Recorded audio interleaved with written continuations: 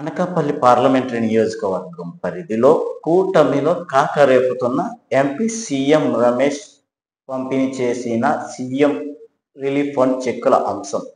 వాస్తవానికి ఈ CM relief fund చెక్కుల పంపిణీ అనేది ఎమ్మెల్యేల సిఫార్సు మేరకు వెళ్తూ సీఎం ముఖ్యమంత్రి దృష్టికి వెళ్తే వారి ఆరోగ్య పరిస్థితులను బట్టి వాళ్ళు ఇచ్చిన కొటేషన్ మేరకు చెక్కులను రిలీజ్ చేయడం, ఆ చెక్కులను ఆయా ఎమ్మెల్యేల కార్యాలయంలో బాధితులకు ఎమ్మెల్యే అందజేయడం ఒక రివాజు.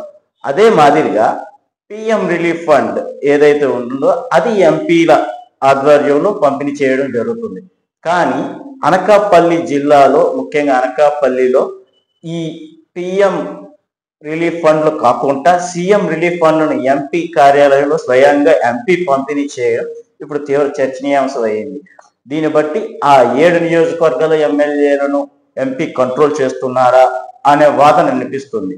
గత ఆదివారం 14 మందికి సిఎఫ్ రిలీఫ్ ఫండ్ చెక్కులను సుమారు 39,93,000 చిల్లర చెక్కును 14 మంది బాధితులకు, అది చోడవరం నియోజకవర్గానికి సంబంధించి బాధితులకు కూటమి నాయకులు ఎంపీ గారి దృష్టికి తీసుకురాగా ఎంపీ సిఫార్సు లేఖ మేరకు ముఖ్యమంత్రి దృష్టికి తీసుకువెళ్తుంది అంటూ వాళ్ళు మెన్షన్ చేయడం జరిగింది. అయితే వాస్తవానికి ఆయా కార్యాలయాల్లో, ఆయా నియోజకవర్గాల్లో ఎమ్మెల్యే కార్యాలయాలు ఉండగా, ఎమ్మెల్యే సంబంధించిన మనుషులు అందుబాటులో ఉండగా, పిఎం రిలీఫ్ ఫండ్కి ఎంపీ దృష్టికి వెళ్ళవలసిన అంశాన్ని సీఎం రిలీఫ్ ఫండ్ కోసం ఎంపీ దృష్టికి తీసుకువెళ్ళి ఎంపీ చేత పంపిణీ చేయించడం అనేది కూటమిలో ఉన్న కొంతమంది అసంతృప్తి నేతలు తమ అభిప్రాయాలను ఎంపీ ద్వారా నేను ఖండిస్తున్నట్లుగా మాట్లాడుతున్నాను జరుగుతుంది. అది మా మీడియా దృష్టికి వచ్చింది.